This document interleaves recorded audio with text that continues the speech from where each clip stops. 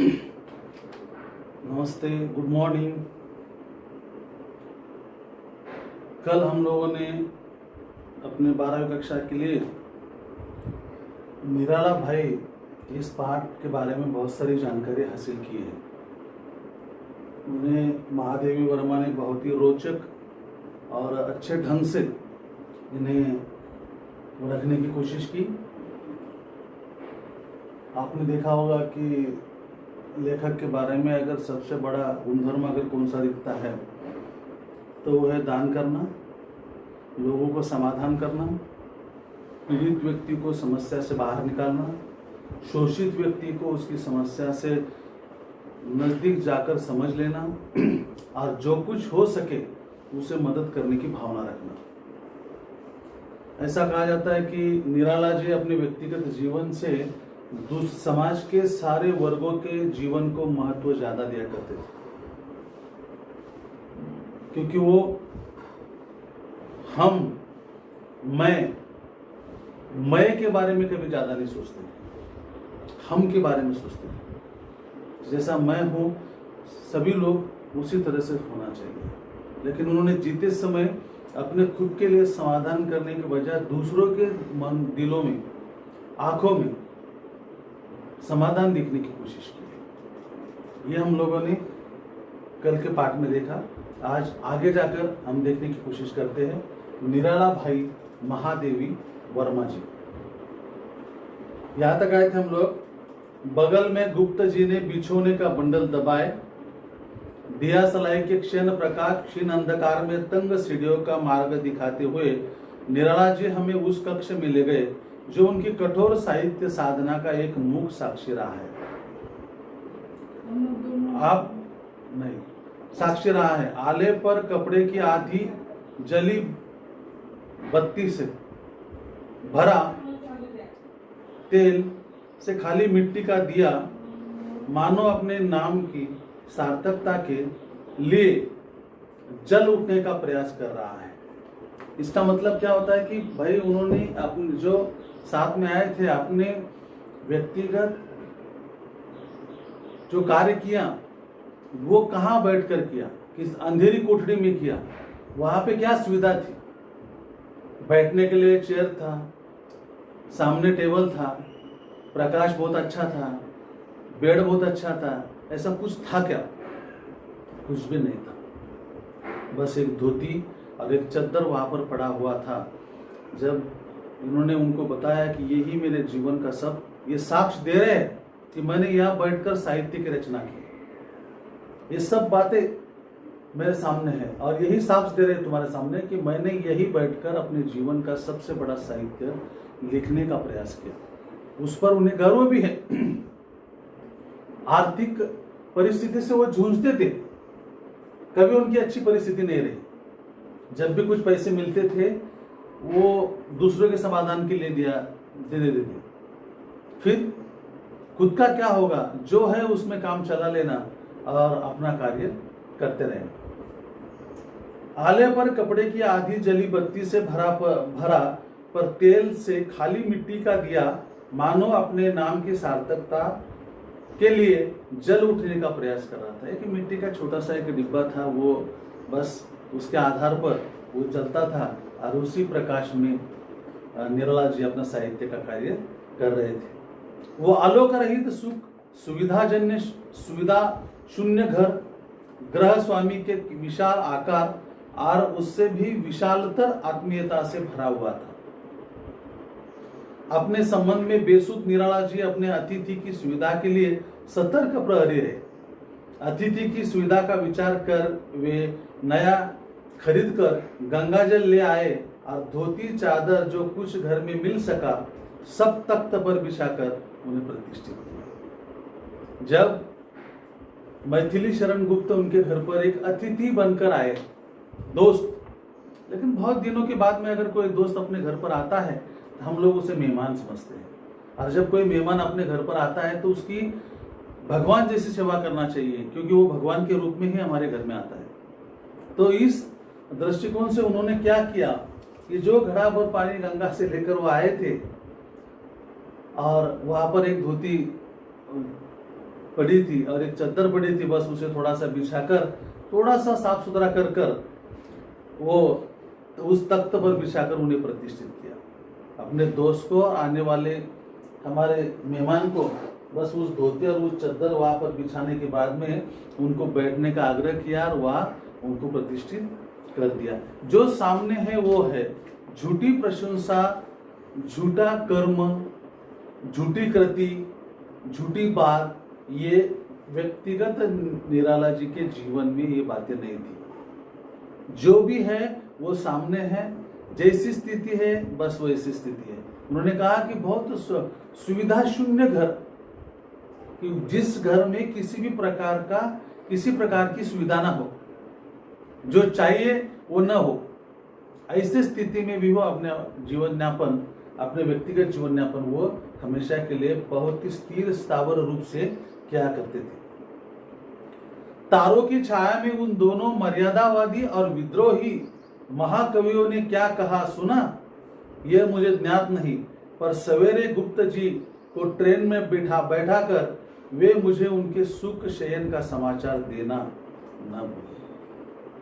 देखो, लेखिका कहती है कि जब उनके घर पर जो मेहमान आए थे, मैथिली शरण गुप्त जी आए थे, वो रात भर उनके घर पर रहे।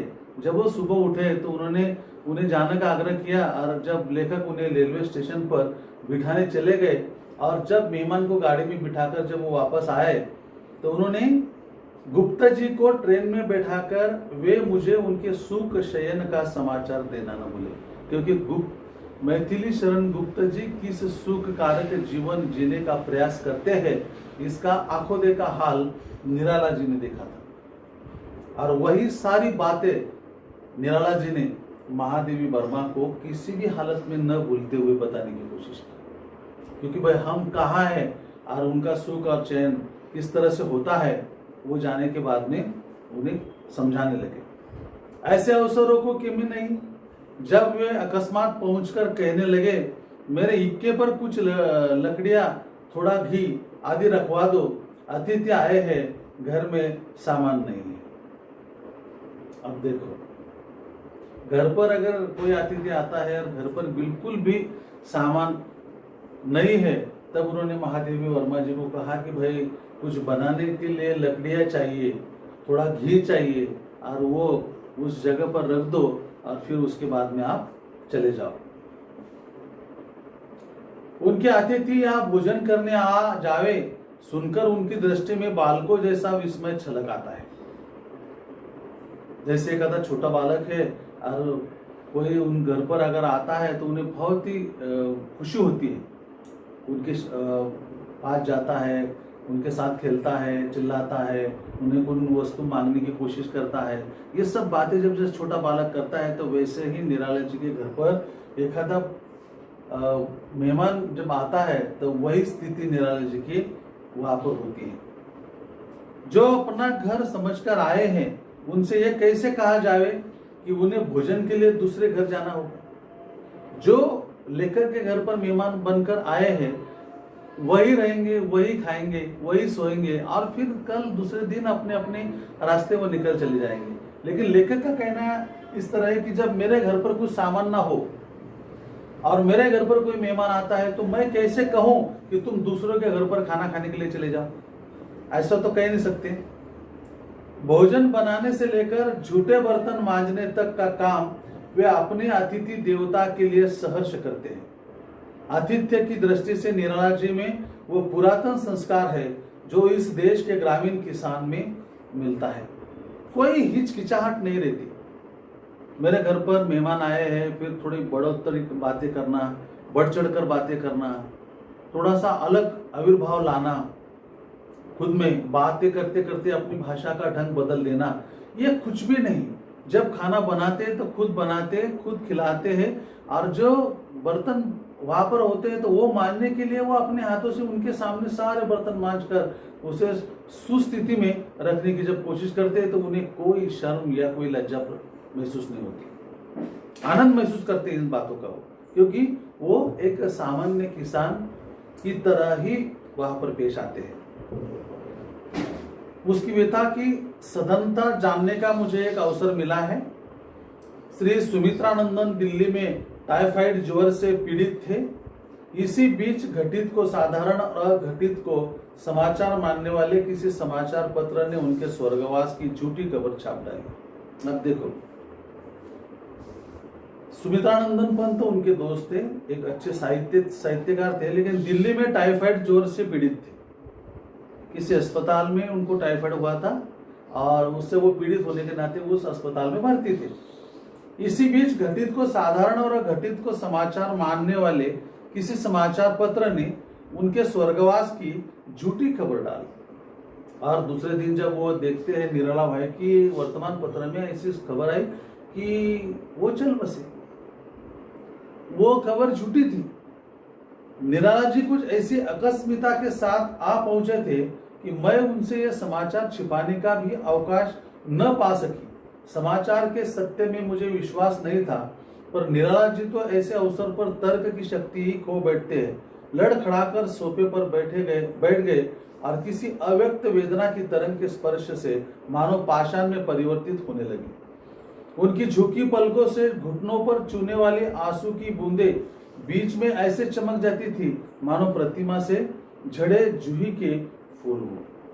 भाई, ऐसा होता है कि बहुत सारे लोग इमोशनल होते हैं, भावनिक होते हैं, सेंटिमेंटल होते हैं, और एक आधी सही खबर हो या झूठी खबर हो, वो जब सुनने में आती है, पढ़ने में आती है, उनको कोई बता देता है, तो ऐसी स्थिति में वो इतने भावुक हो जाते हैं, वो ये नहीं सोचते हैं कि ये सही है झूठी, लेकिन इतने भावुक होने की वजह से वो ऐसे स्तब्ध हुए सोफे पे, और अपने सोफे पर बैठे बैठे ऐसा लगा उनको कि ये सही चल बसे है और अभी मेरा क्या होगा, मेरा एक अच्छा सा दोस्त अपने व्यक्तिगत जीवन से चला जा रहा है और मेरा भविष्य का क्या होगा। इतना गहरी सोच उनके मन में आ जाती है और इतने भावुक होकर वो निस्तब्ध बैठे रहते हैं।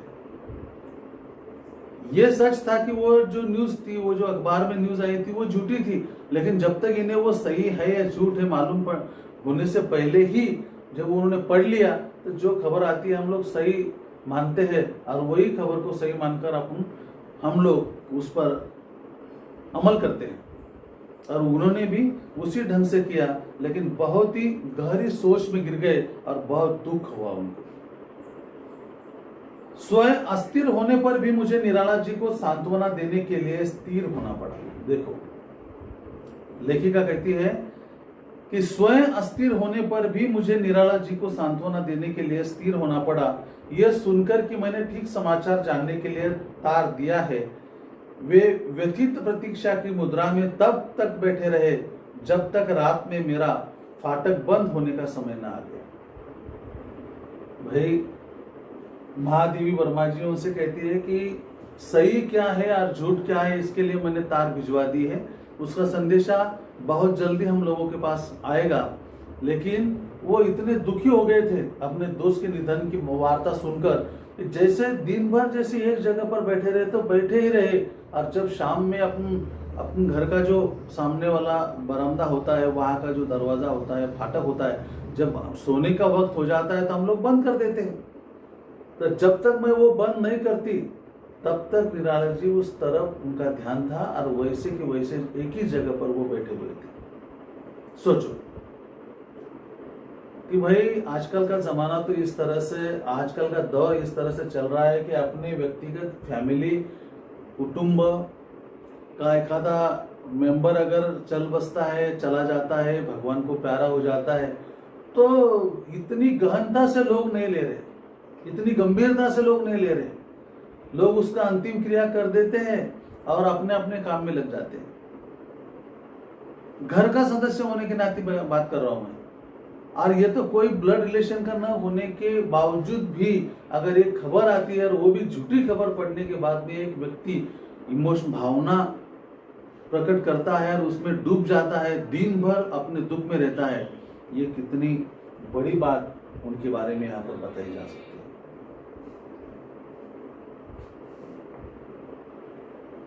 वे व्यतीत प्रतीक्षा की मुद्रा में तब तक बैठे रहे जब तक रात में मेरा फाटक बंद होने का समय न आ गया। सवेरे 4 बजे का फाटक खटखटाकर जब उन्होंने तार के उत्तर के संबंध में पूछा, तब मुझे ज्ञात हुआ कि वे रात भर पार्क में खुले आकाश के नीचे ओस से भीगी धूप पर बैठे सवेरे की प्रतीक्षा करते रहे। उनकी निस्तब्धता, पीड़ा जब कुछ मुखर हो सकी, तब वे इतना ही कह सके, अब हम भी गिरते हैं। पंथ के साथ तो रास्ता कम अखरता था, पर अब सोचकर ही थकावट होती है। सोचो, जब वो लेखिका अपने अपने कमरे में चली गई और सो गए रात में, और जब सुबह उठे तो उन्हें उठते ही पहला सवाल निराला जी ने महादेवी वर्मा से अपनी लेखिका से कहा कि भाई तार का सवाल क्या आया, क्या जवाब है। हम लोगों ने जो सवाल किया था उसका क्या जवाब आया। तब पता चला महादेवी वर्मा जी को कि जब बरामदे के सामने जो बेंच थी और उसमें वो भीगी हुई थी, बारिश भी चालू थी, तो ऐसी स्थिति में वो रात भर उस बेंच पर जाकर बैठे उनके बारे में ही सोचते रहे। सोए नहीं, रात भर सोए नहीं। क्यों? क्योंकि उन्हें उसका बहुत दुख हुआ था। इतना दुख हुआ था कि वो अपने मेंबर तो छोड़ो, लेकिन अपना सगा कोई चला गया है और वो जाने के बाद में मेरा क्या होगा, ये सोचते सोचते वो रात भर सोए नहीं और ऐसे ही बेंच पर बैठे रहे। बहुत गिली थी। अब हम भी गिरते हैं, पंथ के साथ तो रास्ता कम अखरता था, पर अब सोचकर ही थकावट होती है। और वो आगे कहने लगे कि भाई ये सब बातें जब मैं सोचता हूँ तो बहुत थक जाता हूँ, थकावट महसूस होती है, मुझे नैराश्य आ जाता है, दुख होता है। इन ऐसी बातें मेरे सामने ना आए तो अच्छे, लेकिन इन ऐसी ही बातें जब आती है और मैं इनके बारे में सोचता हूँ तो बहुत थक जाता हूँ। पुरस्कार में मिले धन का कुछ अंश भी क्या वे पुरस्कार में मिले धन का कुछ अंश भी क्या वे अपने उपयोग में नहीं ला सकते?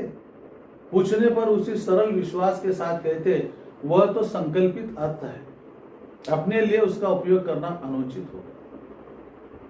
भाई कभी कभी ऐसा होता है कि हर व्यक्ति के पास अगर पैसा ना हो, उसकी आर्थिक स्थिति खराब हो, तो हम लोग सोचते हैं कि वो जो पूंजी हमारे पास है, आर्थिक जो पूंजी हमारे पास है, जो कुछ भी किसी भी महत्वपूर्ण कार्य के लिए वो आई है, अर्थ,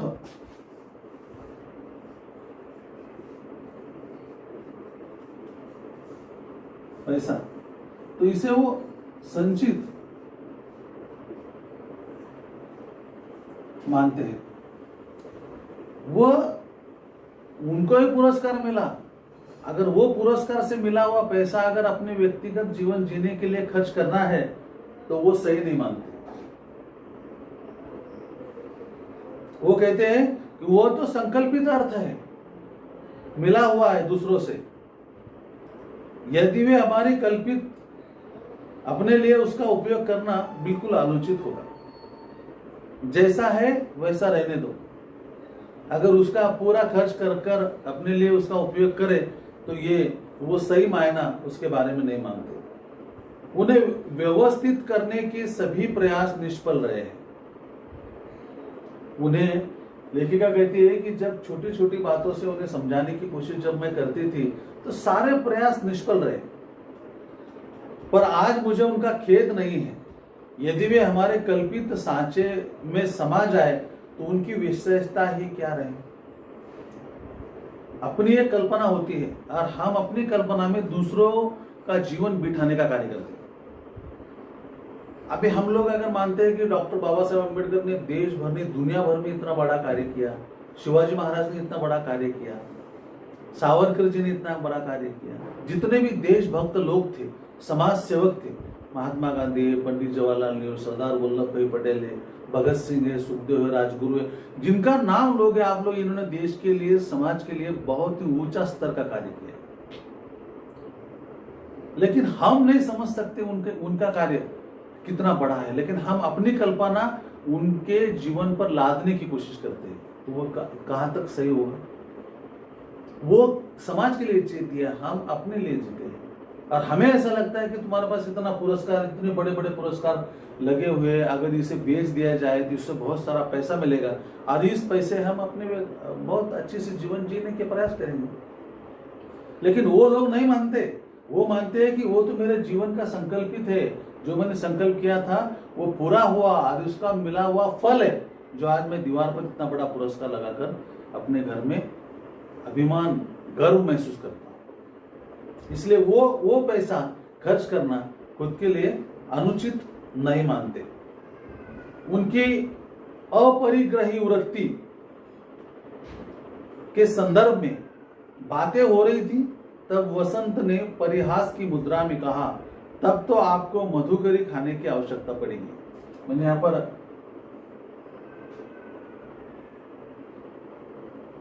सब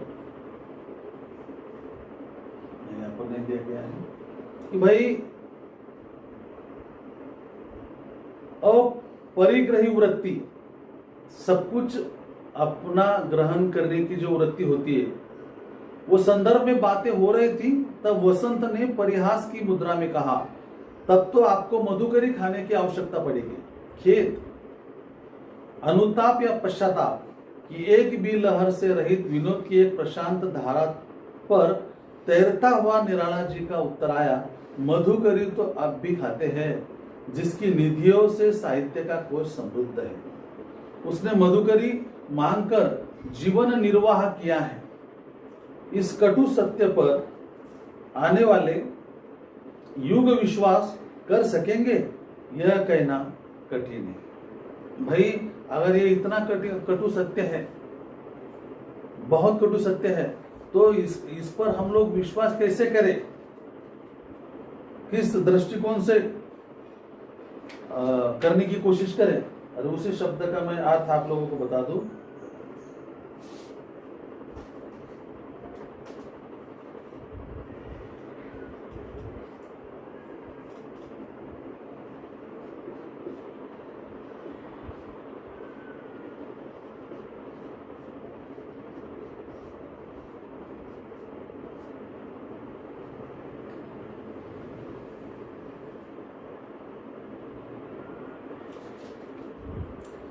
मधुकरी इसका अर्थ होता है कि भोजन की भिक्षा।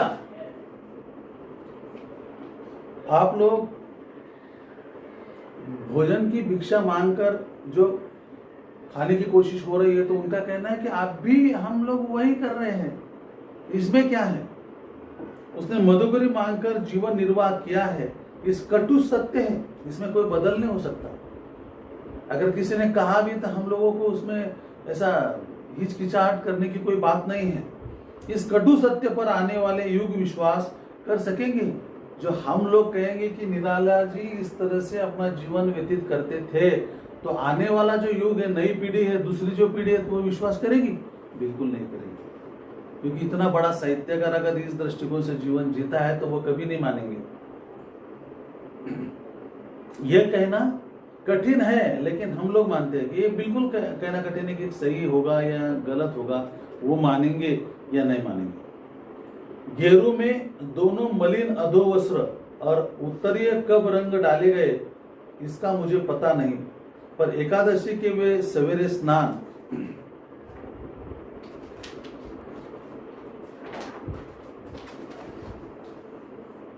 हवन आदि कर जब वे निकले, तब गौरिक परिधान पहन चुके थे। अंगोछे के अभाव और वस्त्रों के रंग की अधिकता के कारण उनके मुंह, हाथ आदि ही नहीं, विशाल शरीर भी गौरिक हो गया था, मानो सुनहली धूप में धुला गेरू के पर्वत का कोई शिखर हो। बोले, अब ठीक है। जहां पहुंचे किसी नीम पीपल के नीचे बैठ गए, 2 रोटियां मांगकर खा ली और गीत लिखना शुरू किया। अगर इतना सादा जीवन अगर किसी का होगा, समझो जो वस्त्र उनके पास है वो बदलना नहीं, जैसा भगवा कलर का अगर वस्त्र लेना है या गेरू कलर का वस्त्र अगर उनको पहनना है, तो उन्होंने कोई ऐसा कलर दुकान में जाकर वो वस्त्र नए खरीदे नहीं, अपने ही घर में उसमें गेरू में डालकर उसको वो कलर में मिश्रित कर दिया और फिर सुखाने डाल दिया। वो जब सूख गए कपड़े तो वो पहन लिए और निकल पड़े। जैसे निकल पड़े, जहां पहुंचे किसी नीम पीपल के नीचे बैठ गए, 2 रोटियां मांग कर खा ली और गीत लिखने लगे। इतना महान व्यक्तित्व हम लोग निराला भाई के दृष्टिकोण से देखते हैं। इतना साधा, इतना सरल व्यक्ति कि जो किसी भी प्रकार का अहम भाव या गर्व का भाव, इतना बड़ा साहित्यकार है उनके पास है, बिल्कुल नहीं। इतना सादा जीवन जीते थे वो। ऐसा महादेवी वर्मा ने जब उनके पास, उनके साथ वो कुछ दिन तक रही, तो हर छोटे छोटे पहलू उन्होंने अपनी इस पाठ में लिखने की और संग्रहित करने की बहुत अच्छी कोशिश की है। आगे कुछ बहुत कुछ है, लेकिन आज के लिए इतना ही हम लोग यहाँ पर रुकते हैं। बाकी जो भाग है सेकंड पार्ट में देखेंगे।